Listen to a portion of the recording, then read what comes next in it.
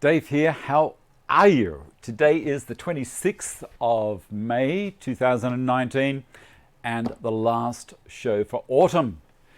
Now, there was something I was going to say as we were coming in, but it's gone already. Anyway, I hope your week has been good, and there's been comment about lack of rain in Australia, or on the eastern states at least. It's terrible. This drought has been going for an awful long time.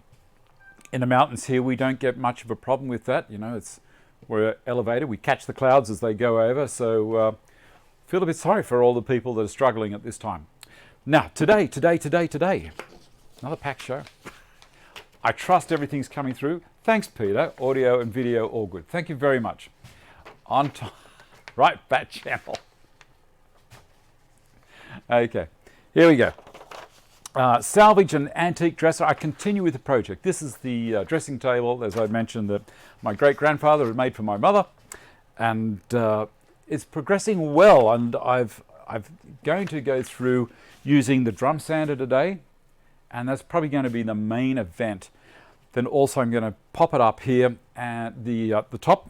So this monstrous top here, we're going to put through the drum sander, and the drum sander isn't that wide. So if you've been interested about how that might work, keep watching. Also I'm going to hit it with some finishing oil as well. And I think I've got this thing nailed. While we're going through, sometimes you might hear me say something like, this show is going to be a cracker. Now, in Australia, cracker means the best, so good. Now, I understand that in other countries, it may have a derogative term. Well, that's not how I mean it. I've actually had people make comment on videos that I put out, not good. Well, I'm sorry, but in Australia, that's what we say. And what else have we got here? 2 weeks to go for the Timber, Tools and Artisans show in Sydney. I hope everyone that won the tickets has received them so far. I've had 2 people get back to me and say, yes, they have. Actually 3 people, I tell a lie. And Paul Mumford put his hand up and said, Dave, I only need 1. Go to the next person down, which I did, and Steve Wallbank won the last one. There you go. And this week's winner of the eye muffs, I will tell you a little bit later on in the show, and what a prize we've got going out. Well, that's up for grabs this week, the Jessem table saw stock guides. Now, this is no small prize. These are fantastic. I use them a heap on my table saw, and because I'm a one-man band, they're brilliant for when I'm putting sheets of plywood through. They really look after the things at the other end. 8 feet away, I can't see what's happening down there, these things. Anyway, the ticket arrived. Excellent.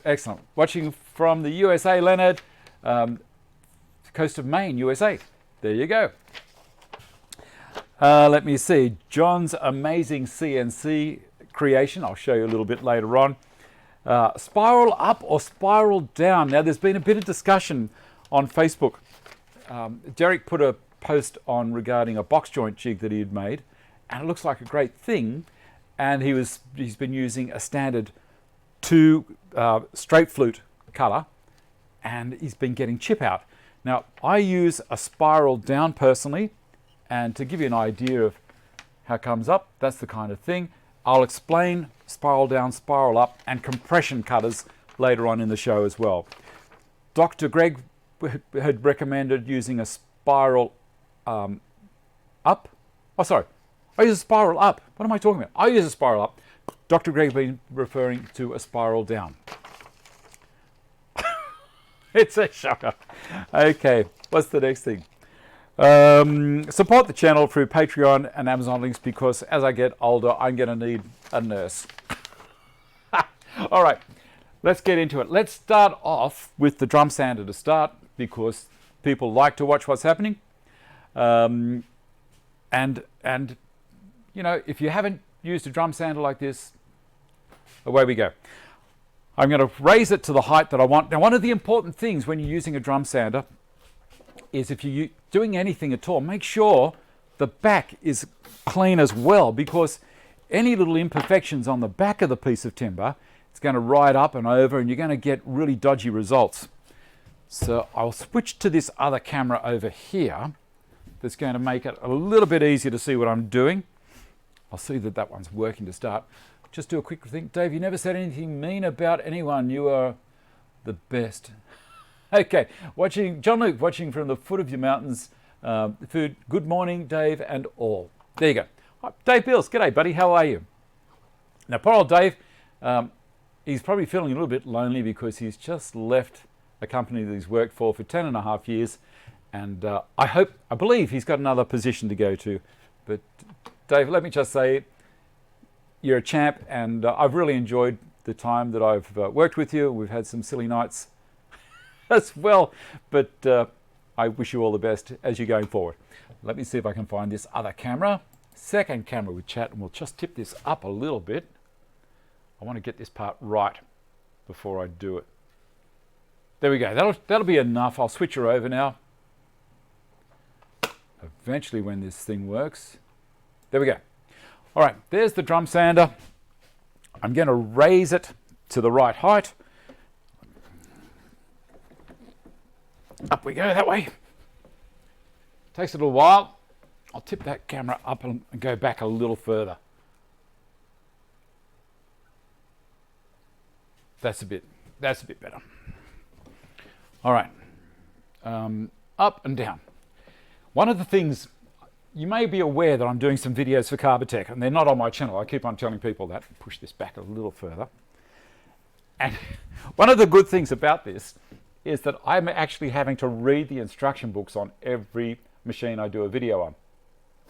And it was very fortunate that I've done that, because I was going to send this piece of timber through this machine, and I had my Festool dust extractor on the other side there. And I thought, oh, bad move. So I moved it out of the way. There you go. Move this over here. I just want to check I've got the right height. I'm going to pop that in there and just lower it down until it touches it. I'll keep doing this backwards and forwards until it's got it. Okay, that's starting to get it. I'll raise it up one full turn, should let me release it, and then I'll lower it down that turn. It's an easy way, isn't it? Raise that up again.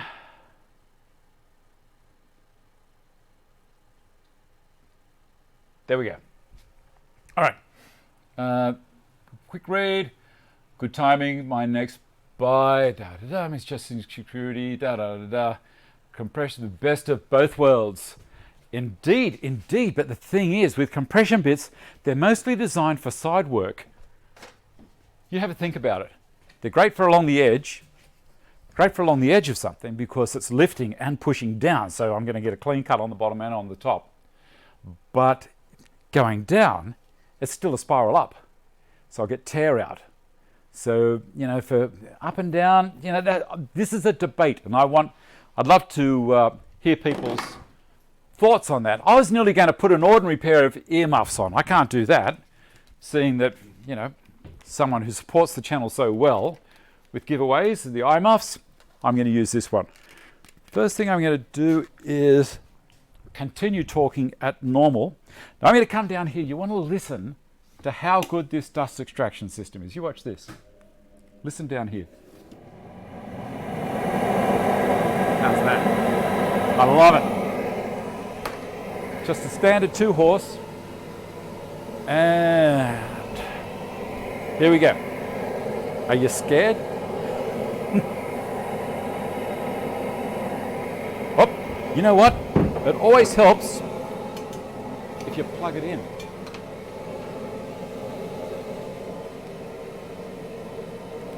Got it. There she goes.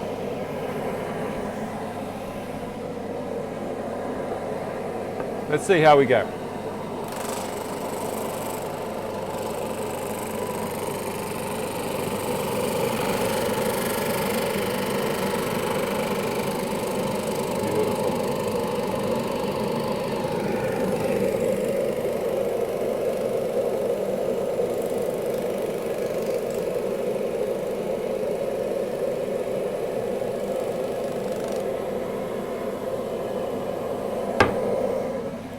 I'm going to turn her around. Now if you have a look, it just nipped a little bit here. that hasn't got anything else. That's so important when you're putting stuff through a drum sander, that you allow for high points.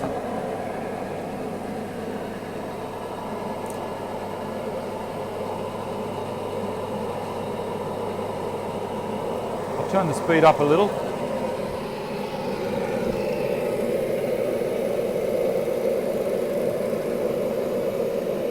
This is great.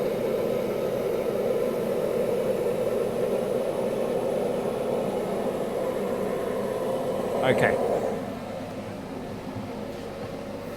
Just there, it was getting it, even though it doesn't look like it.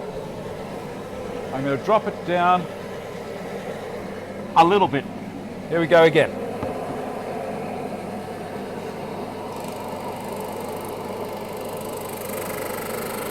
I can hear it cutting now.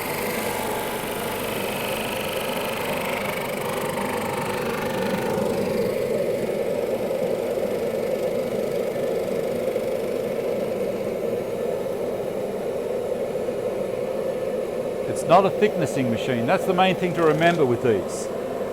It is purely a sander. Starting to get it more and more. Turn around, go the other side again.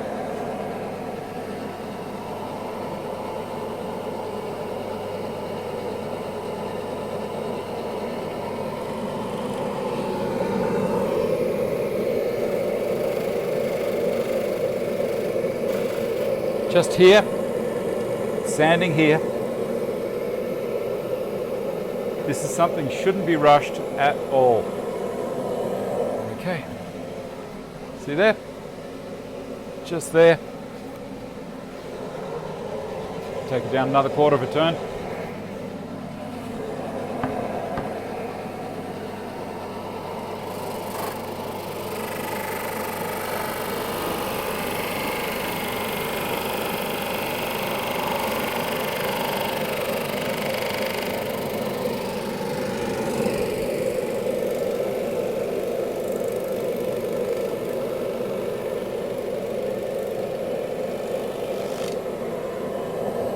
The other side again.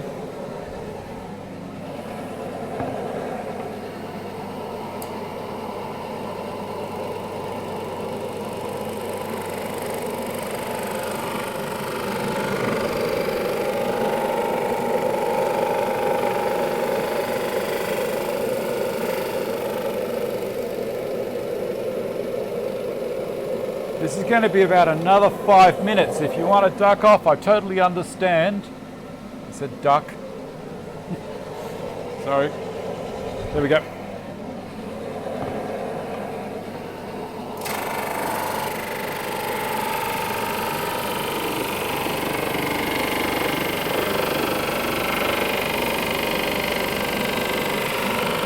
Oh, I love it. I love watching it come through.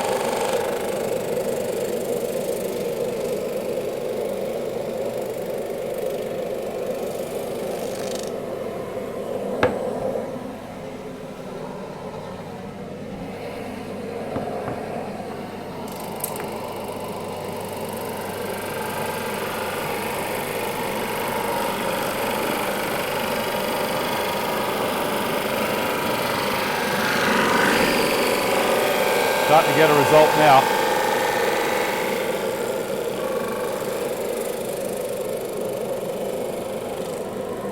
Look at that.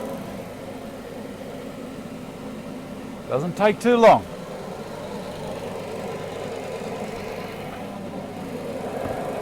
Now while I'm doing this part, it'll make a noise here. While I'm doing this part, I can afford to drop it down.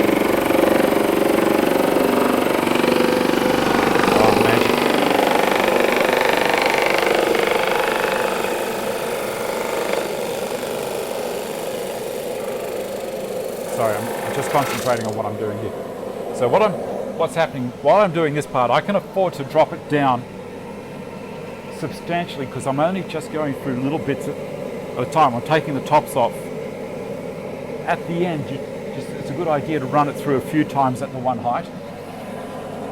Remember, it is a sanding machine. It's not a thicknesser.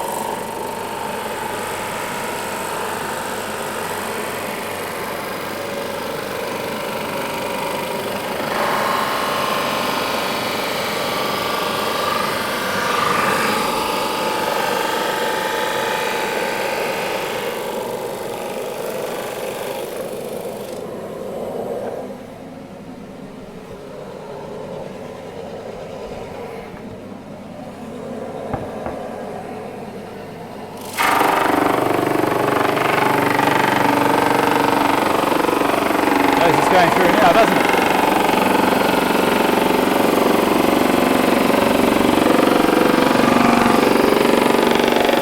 Beautiful. That's just magic.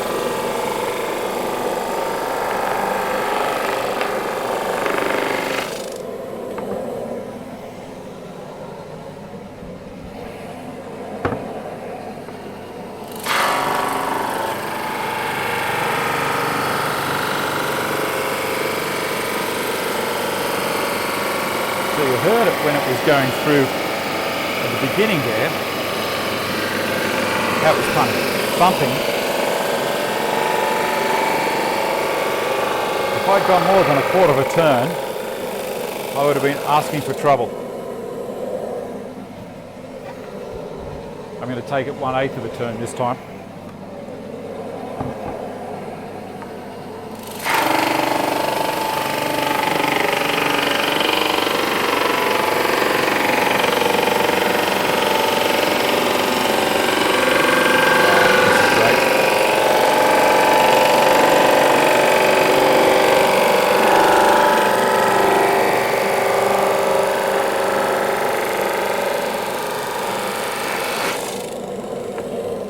See how she's going?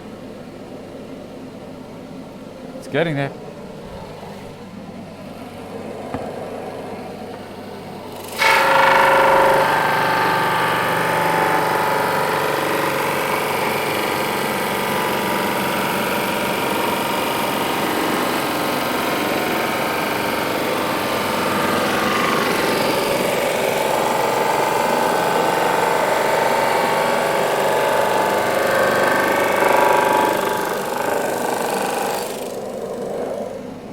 Not long to go now.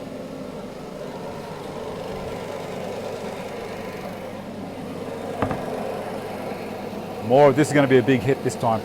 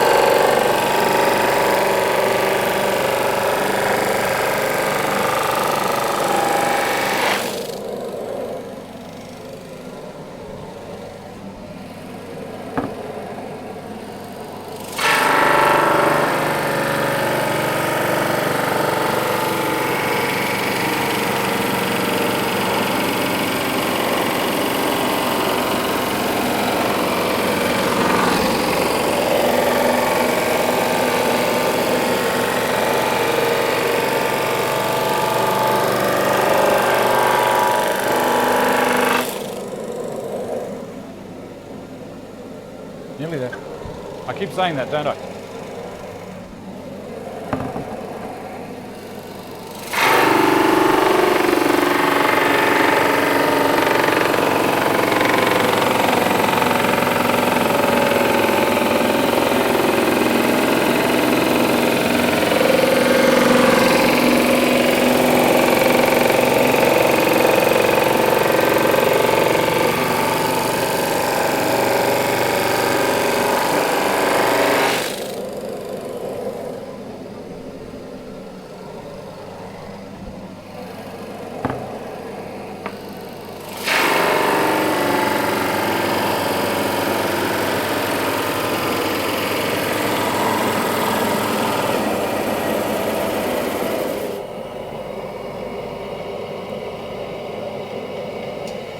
I think I might have broken the belt. Let's have a look. Raise her up a little bit. Let me have a look.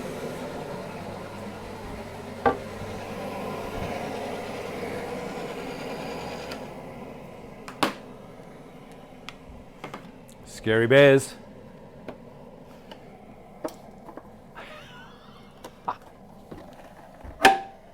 Nope, all good. All good. That was just real, yes. The belt's come off. It's, I'm starting to get a fair bit of build up there of the finish that's on there. I'll show you. I'll pop another belt on, but not at the moment. I'll finish the rest off. See down here, this is a build-up of all of the resins that... and also the reset button here had popped up. So it had overheated. I was taking it too much at a time. I should have relaxed. So the thing just stopped turning. The conveyor belt was still turning. So there you go. I'll turn that around and we'll go to the orbital sand, and I'll switch back up here. Now you've probably all been shouting out to me saying, Dave, I know what the problem is. Okay. I think my 150 would have been faster. Yes, exactly right. But exactly as what Barry had said, nowhere near as flat. So I'm trying to make sure that this comes up very, very flat. Now you can see down here, it hasn't got to it. I'm going to hit this with the, the overload's fine, exactly right. I'm going to finish this off with the ETS, and I'll do that in a minute. It's not going to be hard. It doesn't take long. But that's just something, I started to rush it a little bit because I thought you guys would all be falling asleep. Okay, can cross on the table. I could have removed the shellac first. Yeah, I guess I could have. Yep, it is. See, this is good for everyone to watch. I did that on purpose. Okay, what I will do is I'll show you. This is an original off the top, and this is a join that I've done down here. And this is the profile that I've managed to create, which was exactly the same as what Arthur had there. I've been trying to match, so this morning I was mucking around. I sanded this. Now have a look at that. Have a look at that side. That's straight off the drum sander with the same finish. If you don't sand down through the grits, you won't get that result. Now this is sanded to 4000 grit, and I've got one coat of Liberon finishing oil. Now this is not me promoting product. This is not being given to me. I'm like anyone else. I went and bought it. So I bought that. I bought this. So that's why I don't put any declaration when I'm doing this show. You know, if I buy something, why should I declare it? Anyway, there you go. That is really, really, really nice. And I think that is going to be fine. The grain is a little open still. Maybe a coat of shellac prior to the finishing oil, but I'm going to wax this at the end. We'll see how it goes. All right, coffee. You should clean the drum with a gum stick every few passes. Okay. Look, I'm all for it. You guys let me know what's going on as well. There's going to be people out there, believe it or not, that know more than I do. You know, stranger things. All right. I'm going to show you something else here. See in this one, just here, there's a little line. I've got my finger against the edge of it. I'll get the gloss happening on it. There. That's a join. That was a dirty big crack. See the crack down here? See this? This is glue and sawdust off that. Now this part here is a join. So that was off the front of the table. You can see the join there easier when I hold it like that. And it's quite nice. I'm very happy with it. The that piece of timber ordinarily is only a thin strip. I would have thrown it away, but you know, if you can't get the wood from somewhere, well then you're going to be stuck. These trees are very, very rare now. I'm going to give you another tip with the Liberon. I call it Liberon because it's only got one B after the the vowel. So if it was double B, I would call it Liberon. But because there was only one B there, not a double B, the vowel is pronounced I instead of I. That's the same thing with capex. A lot of people, this is an interesting, this is a by the by. Capex, why, when there's only one P, is it not pronounced capex? Because everyone in the States and a lot of people in Australia call it a capex. The Germans call it a capex. That's how the rules for pronouncing it are in Germany. So when in Germany, do like the Germans do. It's a capex as far as I'm concerned. Another one that's interesting, in the States, just about everyone there calls the camera that I own a Nikon. It's not a Nikon, even though there's only that one K making it a standard vowel. It should be pronounced Nikon, but the Japanese can't say I, they can say I. It's that's how they pronounce it. It's been spelt for us to be able to, follow along. It's Nikon. That's how it works. All right, PVC plumber's pipe also does a great job of cleaning your belts. Thank you. There we go. Now, back from the grammar lesson. You'll notice with the Liberon, I nearly said Liberon. You'll notice with the Liberon, when you pour it on and put your first coat on, it looks fantastic. And then they say 10 minutes later, come back and give it a wipe down. Do that, but then also come back every half hour, because it will bleed out little dots of oil and you'll get these little deposits. So I just get a rag and rub over the whole lot again. And they say not to put a second coat on for 2 hours. So that looks magic. I'm really happy with this. So let me clean up one little corner on that top, and we'll have a look at how it comes up.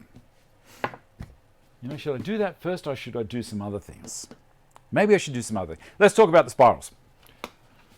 I'm useless. Dave, did you check your email today? I have, Ken, and don't jump the gun. Yours is coming. Okay, so spiral up. This is a spiral up cutter. Now, for the uneducated, and that could be me at the same time, up, the direction of a spiral up is towards the router. So it will draw sawdust towards the router. Now, if the router is upside down in a router table, it is still a spiral up, even though it's pulling the dust down into the router. It's not a down situation, it is a spiral up still. Now, a spiral down looks like this bad boy. Notice the other direction in the flute. As the flute is cutting and it's turning clockwise, when it's mounted into the router, it's turning clockwise, and those cutters are forcing the dust away from the router. It's pushing it toward the bottom. Now that's great for if I'm using it for doing a small trench.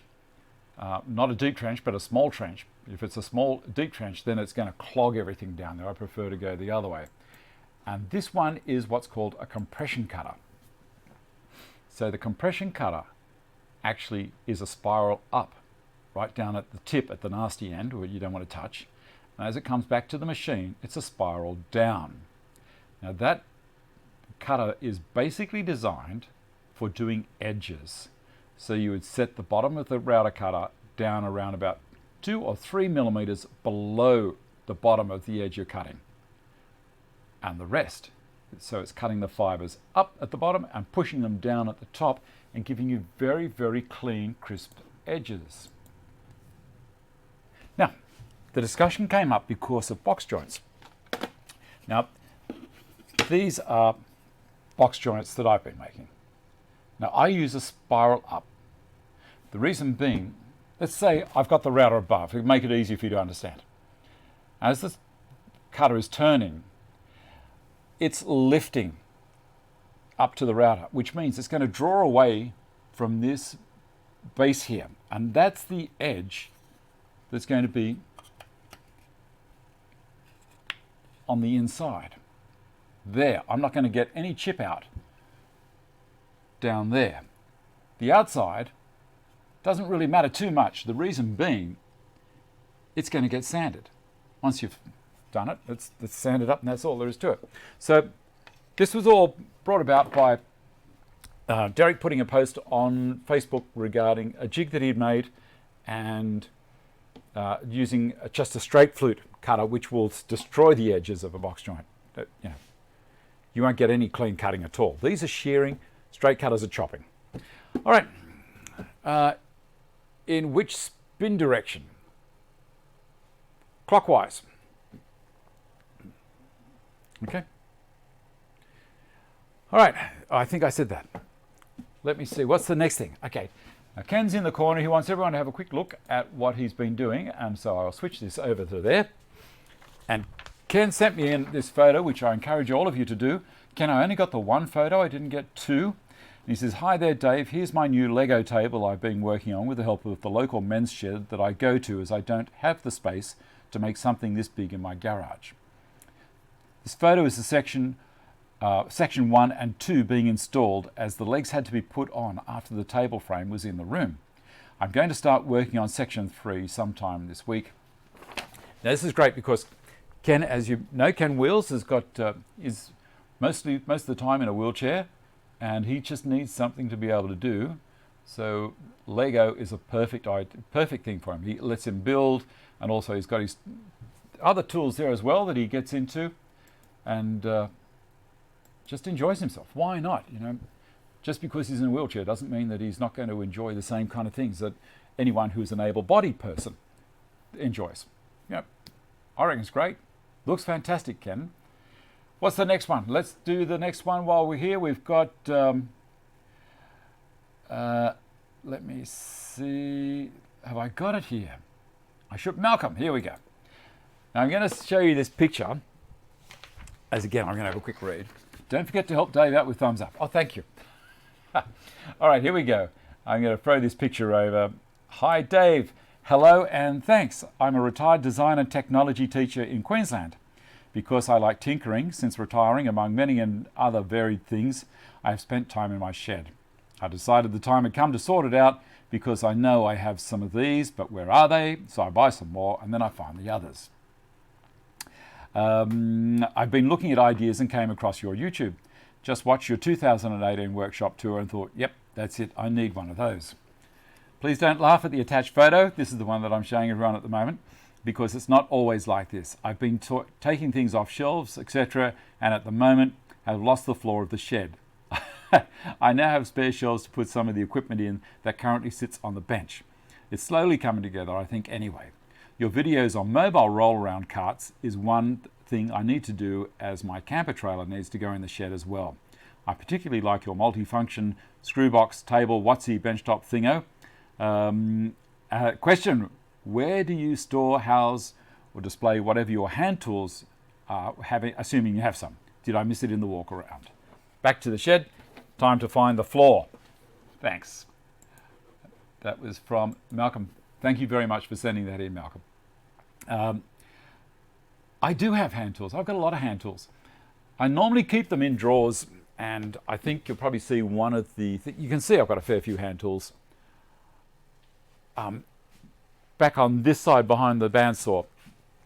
I mostly keep them in the drawers because, I rifle around in those. I think in that tour I probably just said that's my junk drawer. Well, that's where my hand tools go to, and I just dive in and grab whatever I need. I have more of them now in this assembly table, which is fantastic. I'm trying to slowly get organized. Now, on that point, Malcolm inspired me to have a quick look at some photos as my workshop has been getting together as well. Now, this is out in the garage. Before I came across the CNC machine, and it has started turning into a junk room. All good intentions. I had timber racks up on the walls and Dexian racking, pallet racking there to put things on. But as you walk into a shed, you look at it and you think, oh, I've got to put this down somewhere. So you look for a clear space. Next thing you know, it becomes a magnet for all the other junk. And so, what I did was I spent time. I was ruthless, and I threw a lot of stuff out, and I relocated a lot of stuff. And if you saw the video when I was preparing the room, you'll see that shelves and what have you, I saw as just a holding bay for when things, until they get thrown out. And I worked at it, painted and ground the floor and put a finish on the floor, cleaned the racks up, put the CNC, put some decent lighting in, and now this is the difference. And it took a long time. I didn't have Rumpelstiltskin or someone like that just come in and say, well, look, there you go, Dave. Look at that, I fixed this for you overnight. It took a lot of time and a lot of effort and determination. And I had to get inspired to actually do it. And when CNC Router Parts got in touch with me and said, Dave, we're interested in you doing some stuff with the CNC, that inspired me big time. So I spent the time and hooked in and got it all done. Okay, Steve, do you need a shipping container? That's a great idea, Stephen. Okay, I have a friend in NZ who is in a wheelchair. Nonetheless, he rides a modified two-wheel motorbike and races cars. He base left. Oh, that's fantastic. Rod Potts, cheers, Dave. Just like last week in a tornado warning. I heard about people being killed over there by these tornadoes. Yeah, that's the other thing. Paul's got it right on the head there. Paul Angus just said, if you're happy about walking in, I had someone made a comment about the CapEx last week, and he said, you know, obviously nothing happens in your workshop. Well, a lot happens in here. But I explained to him, it's just, I tidy up every night. When I walk out of this room, if it's not all put away and tidy, I don't like walking in here the next morning. That's all there is to it. I walk in here in the morning and I get this smile on my face, and I even say hello to the workshop. I say, hello. We're going to do some fun things today. And that's what it's like, you know, rather than walking in and going, oh, I've got to clean this mess up one day. All depends on how inspired you are. All right, what's the next thing? Malcolm and Ken I've talked about their things, and we've talked about the spiral up, spiral down. 2 weeks to go to the Timber Tools and Artisans show. I will be going there with John Lafferty. John will be taking his dogs, if he's not in hospital. Poor bugger, he's in and out of hospital all the time. So look, come along and see him, because you know it'll be one of the rare events where he's actually out of hospital. It'd be good to say good day to him and have a look at the things that he's doing and all of his new stuff that his brain is always going. I love it. Looking at your old videos compared to today has inspired you. Yeah. Look, I've got really, really old videos when I was out in the garage before I'd finished cleaning this room up here. This was a mess. I had racking in here. There were no walls. There was no lighting. I had, this just used to be a timber store. And I thought, like, after I finished building a house, I'd bring the timber back here, take it to the next house. And then I put the lighting in, I lined all the walls with soft sheet, because it's nice and cheap and it's inert. It's not going to be worried about dampness if it gets wet. Laid a plywood floor over the old concrete slab, elevated it, built the cabinets, painted all the walls white, put reverse cycle air conditioning in here, bit at a time. Took me 7 years. I love it. Alrighty. Spiral up, down, da-da-da-da. Look, how about we get into sanding that top? Why not? I'll probably lose a whole heap of people watching now, but it's not going to be terribly long to do it. I could replace the paper in that, but I'm not going to. Do you bolt your thicknesser down? Do you mean the thicknesser or the drum sander? I've got the drum sander held down by clamps on this particular thing here. The thicknesser over there, I haven't got it bolted down yet because I'm still in the process of working out which mobile cart I want to leave it on. I've got to build some more of those carts. And I have the drill press bolted down onto the one over the back there, and that's fantastic. Alrighty. Clean shop is safe shop and always proud to open its doors and get stuck into any project. Exactly right. And they are good for the old ones for reference. Sander. Here we go. Grab this. Too much talking. Otherwise I'll be accused of a talking head again. But honestly, come along to the show because it should be good fun.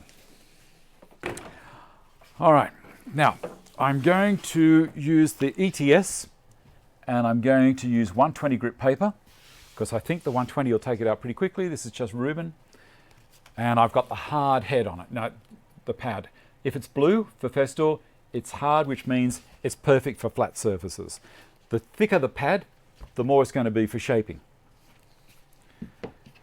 Alrighty, that on there. Line the holes up. And also I've turned the dust extractor down. That's one little tip that you guys I'll give you now. If you have your dust extractor turned on too powerful, it's going to pull this down hard onto the job and give swirling marks everywhere. So you need to have it not grabbing it too hard. All right, I'm going to start sanding this. Andrew, yes, I will be in tomorrow. I do 1 day a week for them down there at the moment because I'm trying to do my videos and trying to do videos for those guys. And I'll see you at the show at Canberra. Yes, that's great. All right, lovely, good point. I need geometry construction class. All right, here we go. Maybe not. I haven't got it plugged in, or it isn't turned on, one or the other. Yep, not turned on at the PowerPoint because I'm a very good boy. Okay. On the Instagram post that I put out, I said, have some fun. Maybe it'll all go to rubbish. I don't know. Anyway, here we go.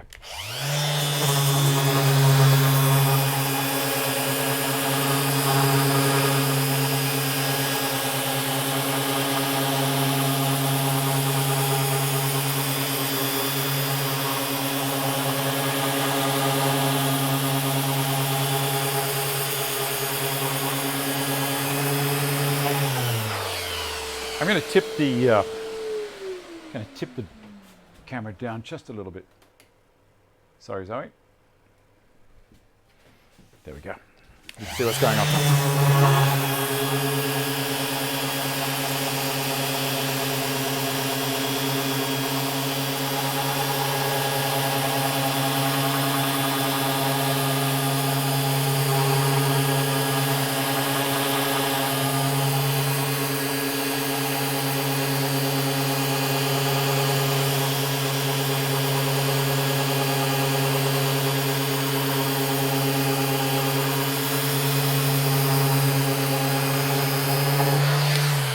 Now, see, that's taking a little while. I did hear someone mention a Rotex. How about we do that? We'll get the Rotex out. Again, blue pad. And I'll throw some 80 grit paper on it. So we shall get into it quite quickly. 180, 180, 180. Come on, where are you? 80 grit. You've got to be there somewhere.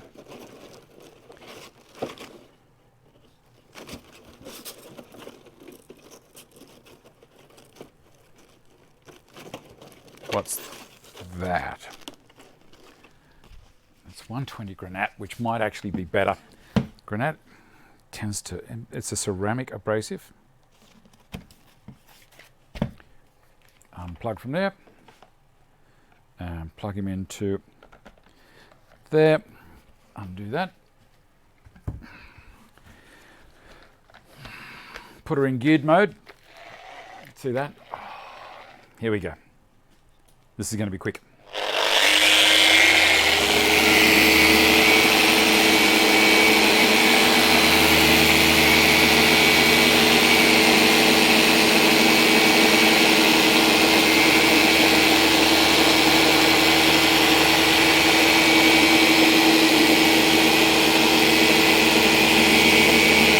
Bring her along and see what happens.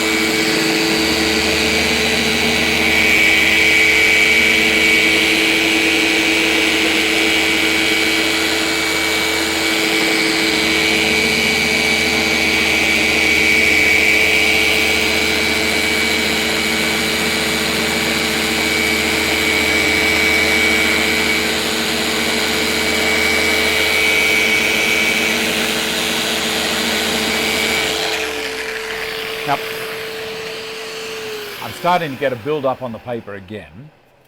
So I'll take that one off and I'll throw that Reuben back on wherever it went to. And that's 120 grit paper. If I had 80 here, I'd do it with that. So I started gliding around. It was just polishing there. You might want to turn the sound down again because we'll hook in.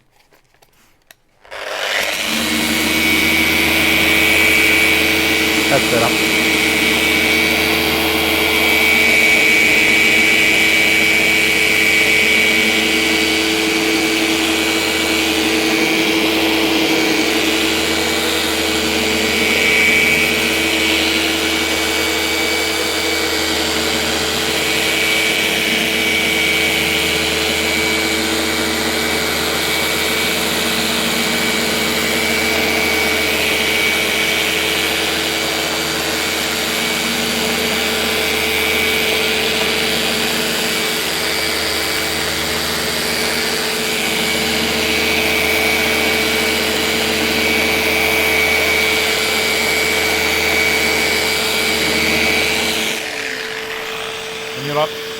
I'm going to make it really interesting for you guys. I'll switch it over to Carl Cam so you can see it better. The other thing is, notice I haven't got it clamped. The cushion strips on the Stanton bench are grabbing it. See these things here? It's not going anywhere. It's not too bad. A little bit of build up there. Watch over here.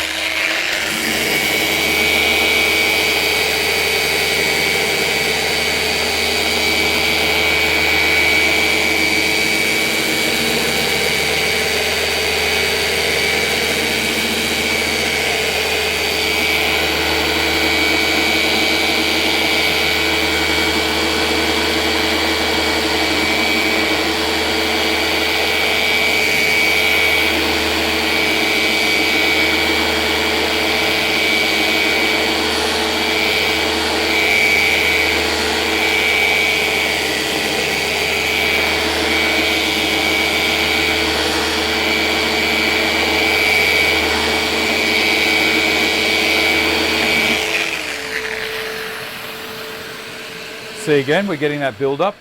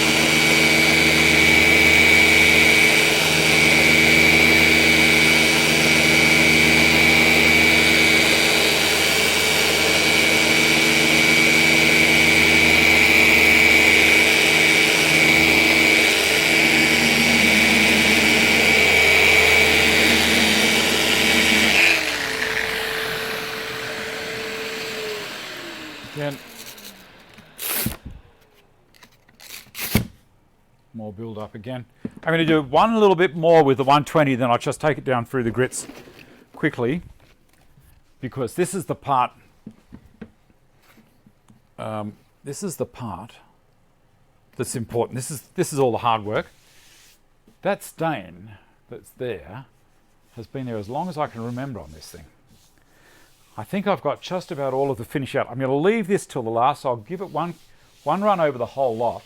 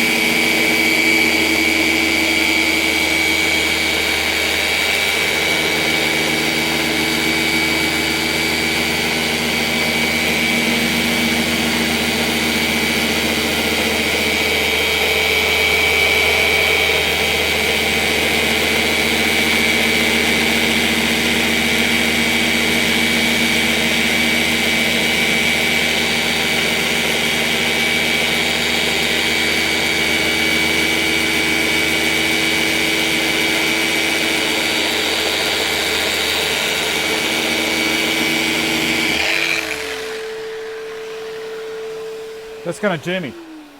Now you watch this part. Hardly anything on my hand. That's amazing. The dust extraction on these things is fantastic. Now I'm going to take it off the Rotex and I'm going to put it back onto the little ETS5. Pop that over there. Get this bad boy back. And I'm going to go to 180 grit. No, 220. Let's go to 220 straight away.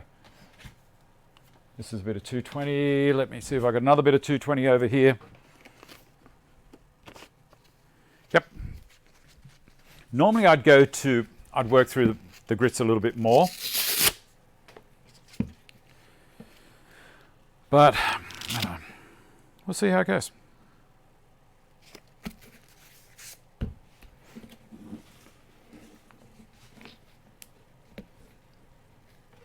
Alcohol will reactivate shellac, then you can wipe some off, but you will still need to sand or scrape off. Okay. No varnish. No varnish. It's going to be oiled. Here we go. I'm going to hit it with the this little guy now.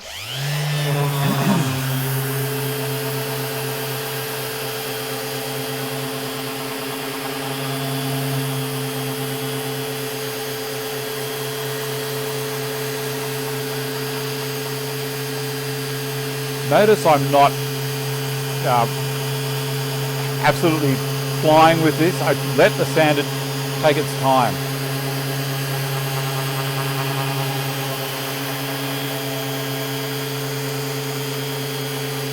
See that join that Arthur had done in the top? Not a bad job, eh?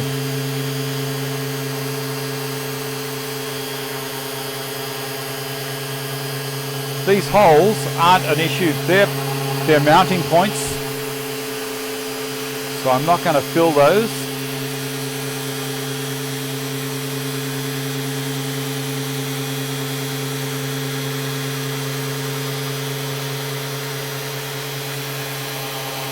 I just noticed the comment there regarding I love sanding. So do I. It's a very satisfying thing for me as I go through, I sand and I look at it and go, how nice. The timber's just revealing itself. I love seeing the grain just popping.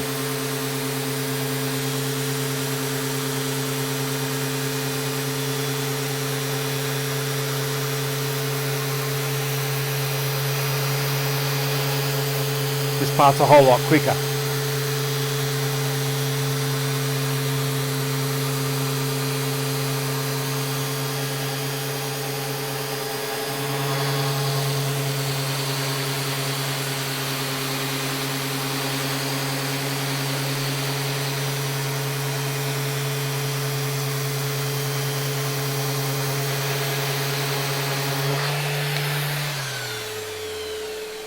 That's beautiful. That, even now, that feels glassy. You can see a bit of a sheen just over here. You can see the sheen starting to come up on it.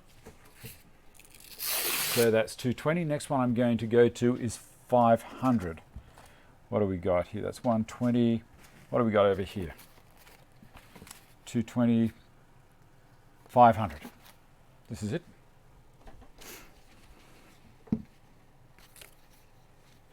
I'm going to take it to 4,000. And you'll see it doesn't take long. This might be boring for a lot of you. And, you know, I'm sorry, I'm going to stay here till probably past today. So if you want to watch, I'm going to put oil on it. It'll all be done in half an hour. So if you want to watch, chat in the chat, that's fine. Let me flick this over to the other camera. Down here. Okay. Again, if you want to nick off, that's fine. I'm going to keep going. I'm not going to turn the stream off. I'll let it go until I've got the oil on here, and you will be amazed at how this is going to pop. You know, it's just absolutely beautiful. But as I said before, the difference, if I left it rough sawn, or sorry, almost rough sawn, out of the belt sander, the drum sander, it doesn't really glow. It's only when you take it to 4,000 I get that kind of result. And you can watch this happen if you're interested. As I say, I'll flick the, go back to Carl Cam and transmission it back up to there. I've got to have some coffee as well because it's a bit dry.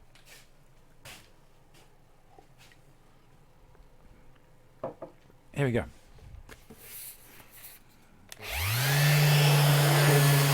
You're going to stay here, are you, John? Beautiful.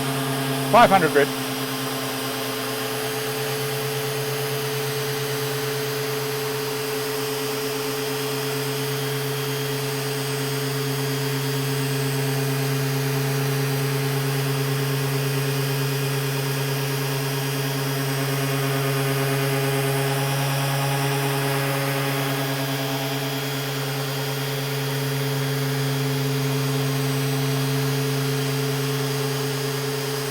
So what's happened there? Stuart's had something happen with the router.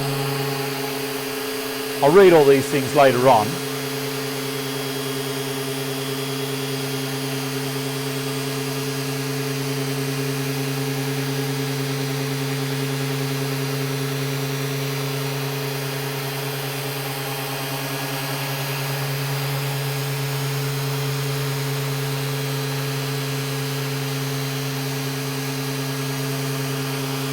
Now, why am I going to 4,000?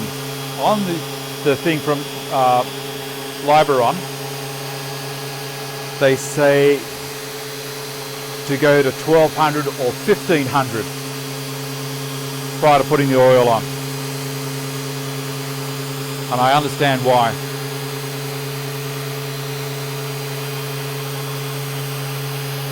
Same with hard burnishing oil. It's a similar kind of thing. You want to go as fine as you can.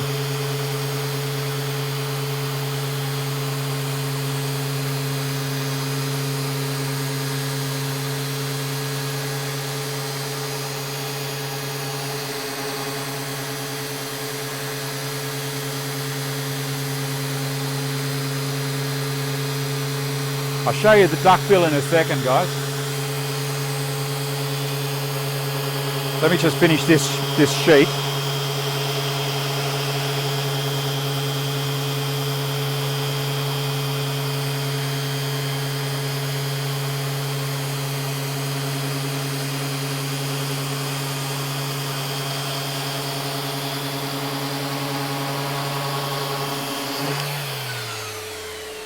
Feels like glass. Okay, so David, you want to know what the duckbill is. This is the duckbill. See this guy here?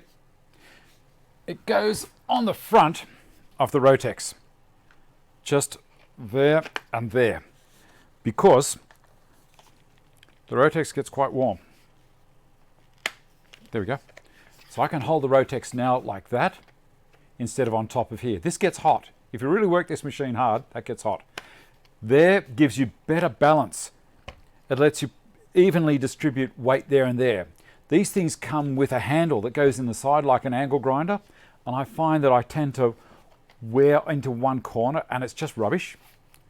But this thing's fantastic. Put that over there. Alrighty, so I'm down to 500. Let's get on to 800 grit now. Where are we? 800 almost looks like tissue paper, doesn't it? But it still cuts. Okay, here we go again for 800.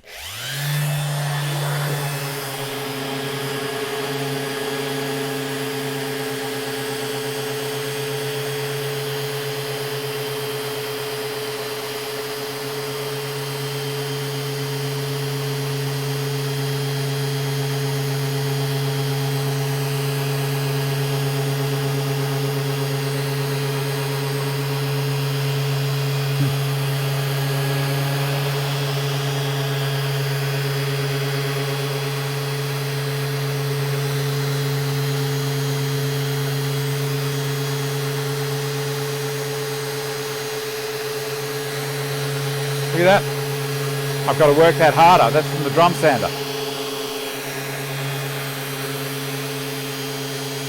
This is where it all starts to reveal itself.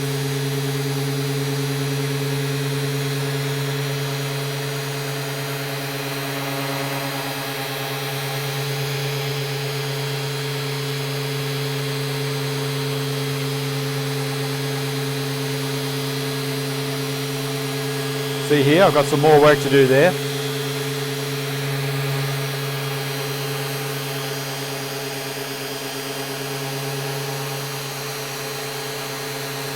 So I've got some work there to do and a bit there. The rest of it's looking really good so far.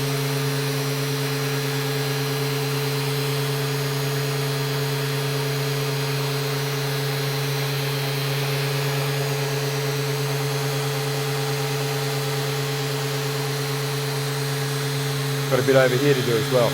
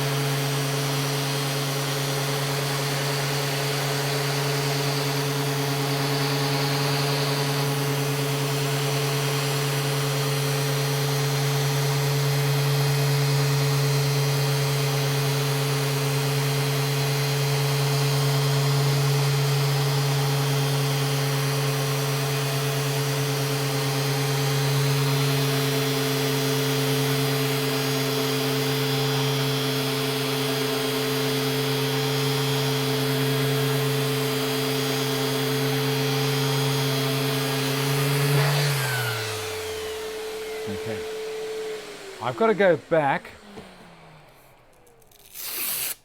to a coarser grit. I'm going to go back to the 220 to do this area here. Can you see it? Merkers are a lovely machine as well. Here we go.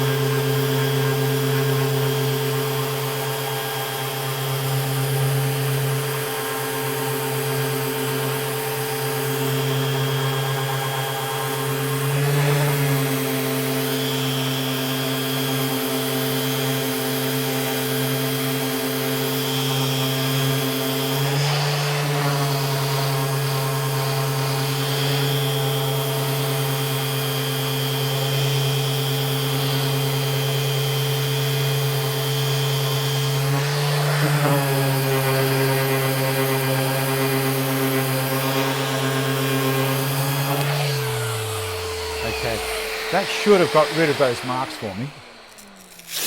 220 go back to 500.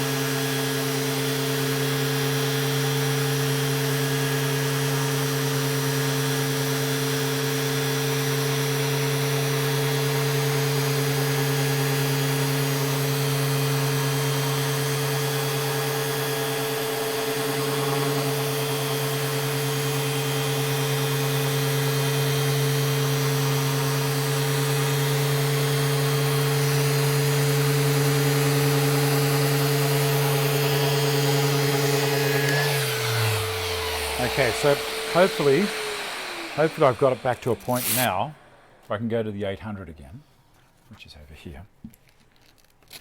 And I'll tell you what, this granite paper lasts and lasts and lasts. Don't use the mesh, granite mesh. Don't use it on timber. I found that it's not great. I like it on timber if I'm cleaning paint off, or on plaster. Works fantastic.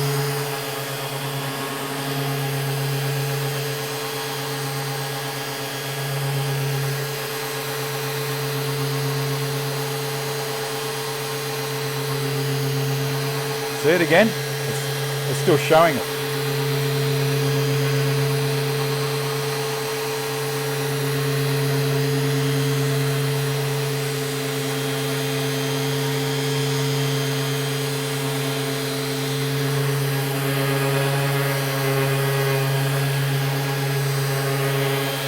This part's not going to worry me too much. It's underneath the drawer unit.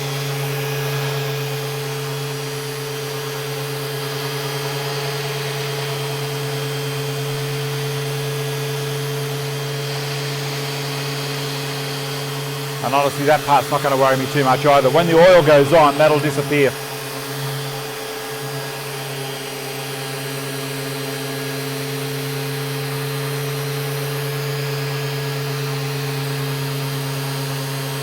Okay, that's just about it for the granite. Next I'm going to use platen. It's kind of it's a pad that's this one they use for stonework, for bench tops. So I've got 1,000, 2,000 and 4,000.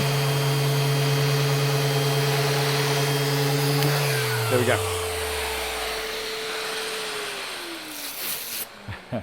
We've only got 800 so far. All right, this is platen. This is a 1,000. Whoop, up here. This is a 1,000, and it's like a sponge. And you can use this wet or dry. I think I only use it dry because I love the fact that I'm not wearing any dust mask. Oh, it feels so nice. I love it. Here we go.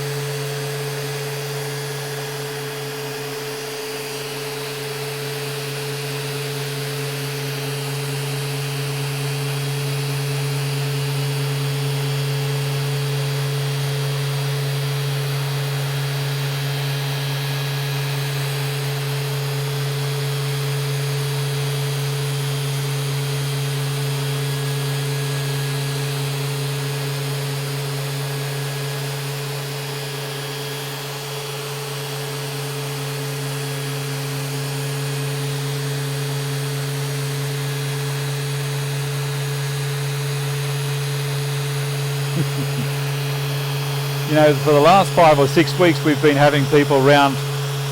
Well, let's talk, have a chat while I'm doing this, it's boring us. And so we've decided to try and get back in touch with our kids and other people that we haven't seen for a long time, because our life has been so busy, and now at this stage it's starting to quieten down. We thought we'd like to re-establish ties with a lot of people. So rather than have all the family around, like all of the kids in one hit, we invite one kid and their family, because they're all married and got children. And it's so much easier to find out what's going on, because you're not trying to catch up with everyone in one go. And you find also the kids tend to be more relaxed, because there's no sibling peer pressure. But we haven't got anyone today, so it's a nice quiet day, because last week has been so busy trying to get videos out. So I got that one on the Sorby Pro Edge, which, well, I'm going to 2,000 now. This is a 2,000 pattern. I'm going to go up to a 4,000 in a minute. Here we go.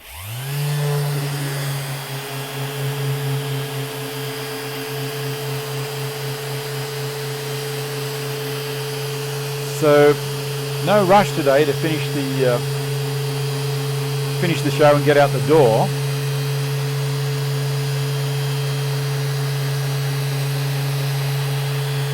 You wait till the oil goes on. You think this looks nice? You wait till the oil goes on. It's absolutely beautiful. And other friends, you know, that we haven't seen for years. Nothing like a Sunday roast to do that stuff.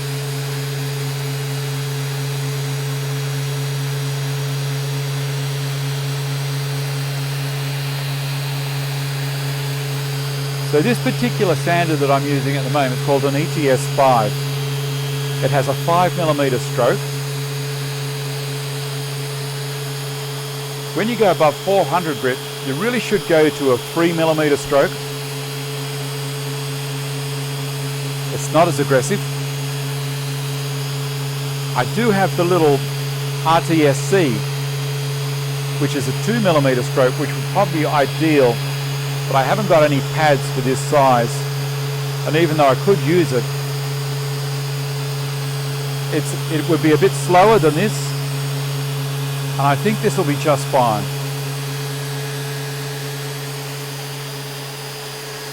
Catch up on the chat. You'd have your eye muffs on all this time. All right, you want to know who won? Wait till I finish this coat, or this grit, and I'll tell you who won. The thing with the Pro Edge is life is busy, and it's for everyone. Life is bloody busy, and no one really has the time to learn a new product, and that's where I walk in the door. It's my job to learn the product anyway, so while I've done that, I may as well share it with you.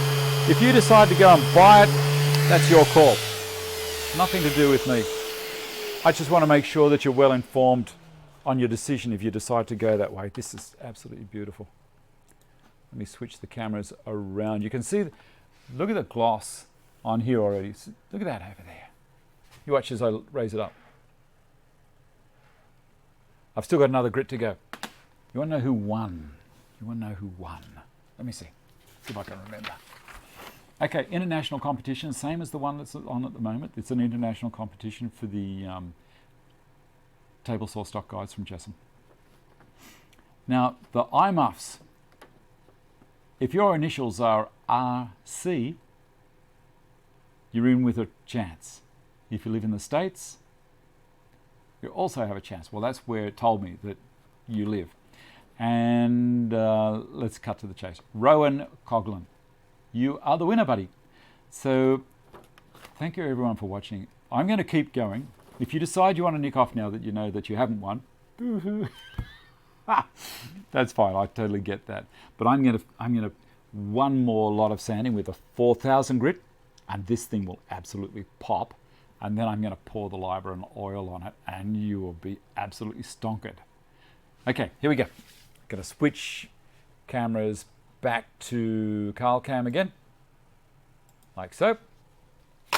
We'll take the 2000 grid off and put the 4000. It's insane, isn't it? Who does that? Who does that? Oh, also with the Sorby Pro Edge, I sharpened this. Now this is the Stanley. Let me see if I can put it there.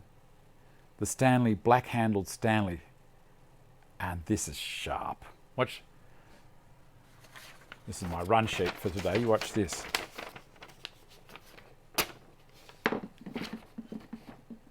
That's done with the Pro Edge. Absolutely beautiful. Congrats with hearing protection this time. Do you want me to put hearing protection on? All right. All right. We'll do that. I've got hearing protection on. Yeah, it'll happen. It'll happen. The oil results will happen. I'm going to switch it back over to the other camera so everyone can see how it works. There you go. PP. I'll come down low. I've got 4000 grit on here.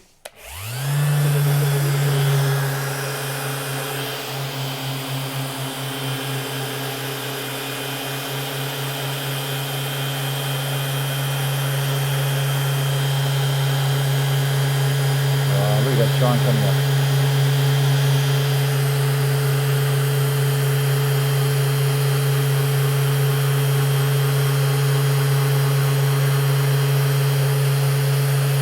Doesn't compare to any of those, Jim. This is Australian cedar, so it would compare to Western red cedar. A little harder than that. Nowhere near as hard as oak. This is a very, very soft hardwood. Okay, so you remember, actually cedar to be a softwood. You remember what the difference between a softwood and a hardwood got nothing to do with how dense or how heavy, specific gravity, any of that stuff, got nothing to do with any of that. Rule of thumb, if it's a conifer, it's a softwood, because all conifers have pine cones, and that leads me on to the next thing. All hardwoods flower. Softwoods do not have a flower. Pine cones are not considered a flower. Okay, a cherry tree is a hardwood, it has flowers. All fruit trees, citrus, hardwoods, they all flower. Balsa wood, hardwood. Cypress pine, softwood, even though it's very dense. Again, I've got the dust extraction turned down a little so that I'm not pulling the machine onto the job and leaving swirlies everywhere. But how nice is this looking? I've even got a little bit of figure here. And that should pop when I put the oil on. I was a bit of an idiot with the drum sander not stopping and having a look at the resin build-up and the shellac build-up. I should have done that. That machine's a great machine. I love it. It saves a lot of work. You know, the only thing I'd change about it, I don't know if you guys can hear me or not, the only thing I'd change about that machine, let me finish this and I'll tell you.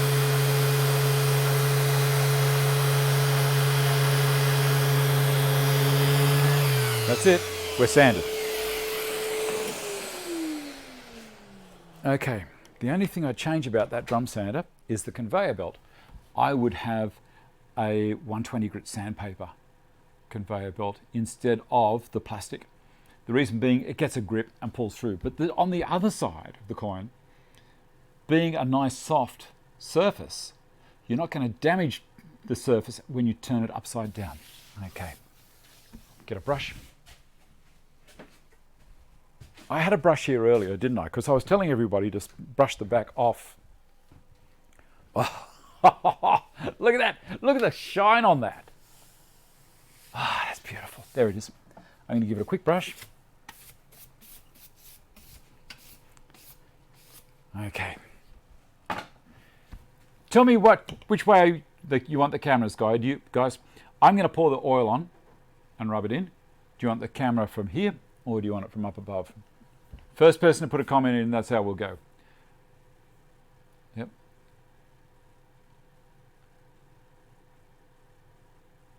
Ah, this is the timber. Yeah, that's the timber. It's nothing else.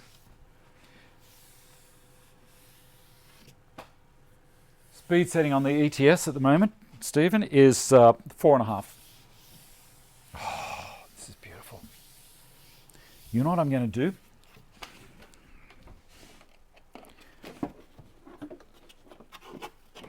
I'm going to use this. The reason being, I want to make sure I pull all the dust out of the grain as well. Carl Cam, leave as is. Well, Jim was first. John, you're still there. Here we go. Going to turn it up.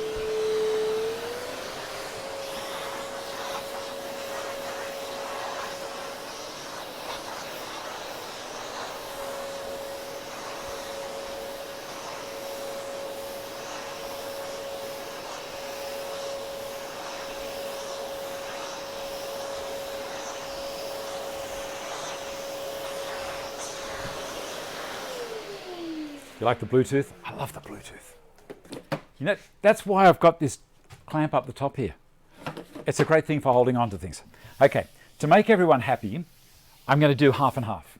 I'm going to pour the oil on, and then I'm going to distribute it a bit from this angle, and then we'll go above.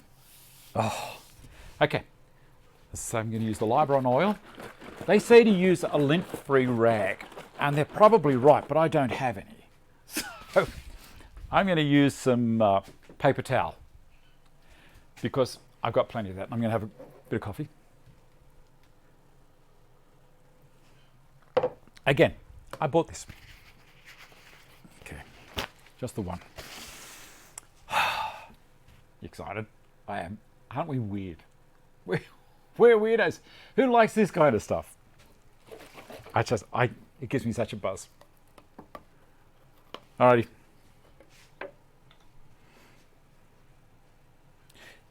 Interesting. Am I a bastard? Interesting thing.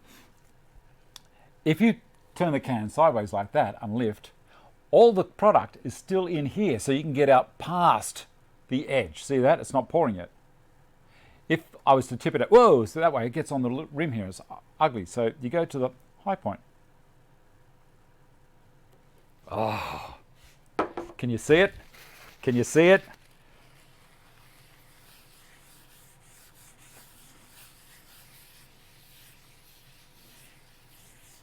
I'll do this end, and then I'll go to Carl Cam.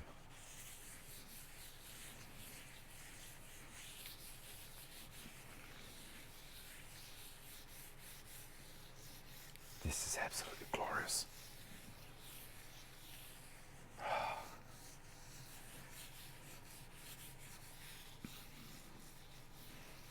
Just spread it out equally and we leave it soak. I'll go up to Carl Cam. Where is it?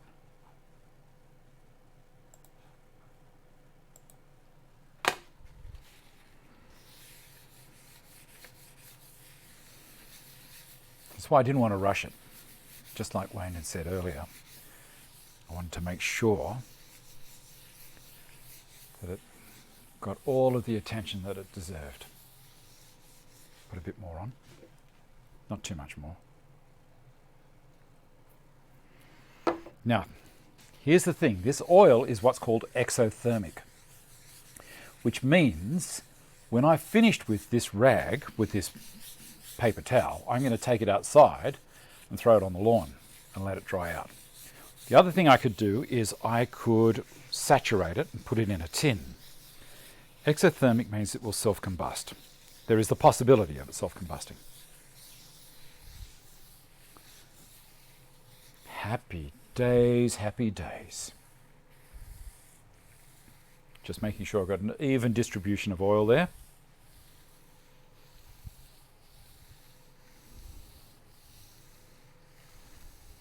you know what? That, I haven't sanded enough. I'm going to have to sand that back out again later on when it dries. That's still a mark from the belt sander, from the drum sander. So I will have to cut that in with the Rotex to get rid of that. There we go. So now what I do is I let it sit there for 10 minutes. I'll come back to the other camera if I can. Switch it back over to there. All right. So now I leave it sit here for 10 minutes to absorb, and then I give it another rub. And then over the next hour or two, when it starts to dry, you'll get these tiny little dots. It looks like little drops start forming. It's where it's gone into the timber. The timber has swollen the pores, the grain, and it pushes it back out here and there. So that needs to happen for a few hours, and then I can put another coat on in 5 hours time. I might do that before bedtime. Anyway, that is an area I could leave, but you know what? I'm not going to. I will sand that out. I'll do it properly. All right. Let me have a quick look here. Carl Cam is better. Yes, Chris, it does. It is. You reckon Arthur would be happy with this, Wayne? Looks, he would be very. Thank you, Martin. Little comments like that mean a lot to me. You know, it's just me in the shed having fun. What have we got? I think that's going to do it, guys. It's been a long show, and we've had a little bit of fun. You've gone on a little bit of learning curve with me as far as the drum sander is concerned.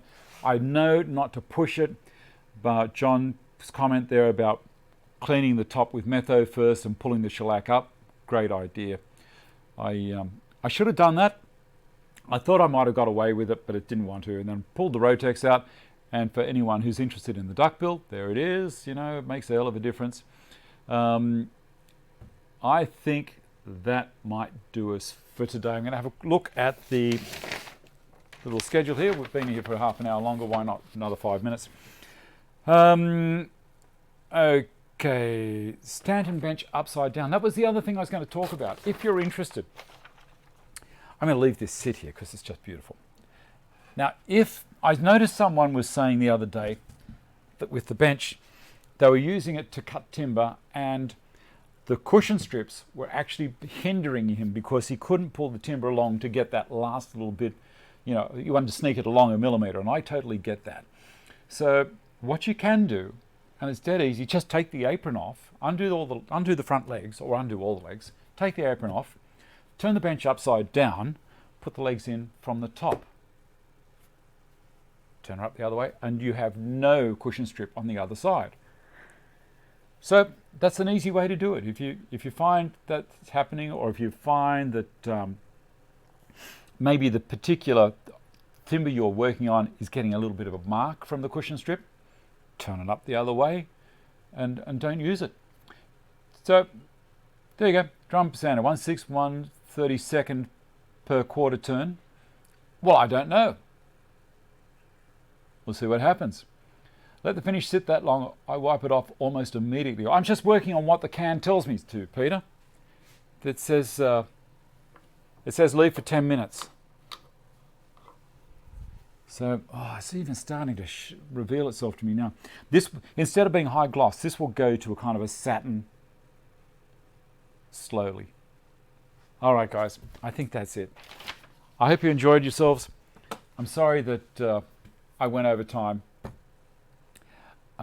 You've got it upside down for now, not for rounding.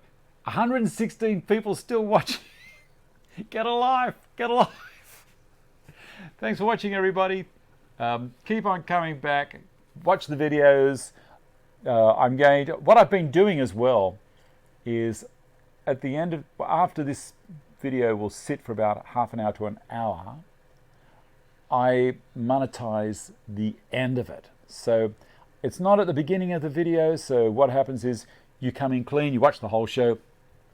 What I ask you to do is just let it keep running, let an ad run at the end. You don't have to watch it if you don't want to. It is getting richer, isn't it? It's just beautiful. thanks again for sending that in to me. I'll look forward to receiving that. Anyone else who's got pictures of your shed or doing silly things. Now, I did a silly thing this morning. I want you to share a silly thing with me. All right, don't go yet. This is a silly thing I did this morning. And I don't know if any of you guys can relate to this. Old toothbrushes. When I've got a toothbrush that's absolutely stuffed and I don't use it anymore, I leave it in the bathroom, just to the side a little bit, and I use it to clean around the taps. Where it's really hard to get around the taps. A toothbrush is brilliant for cleaning around the taps. This morning I wasn't quite awake. I grabbed the wrong stupid toothbrush. Cleaning away, and halfway through I realized, and I thought, oh, this isn't good. I kept going. I thought, what the hell? Damage is already done. So I need you guys to send me in something silly that you've done that you haven't really told anyone else about yet. But you can share it with us because we won't tell anyone. Okay. Thanks for watching, everyone. Have a great week. I've got to find this one here. Look after yourselves. Be nice to each other. And I'll see you next week. Bye. Whoop, transition.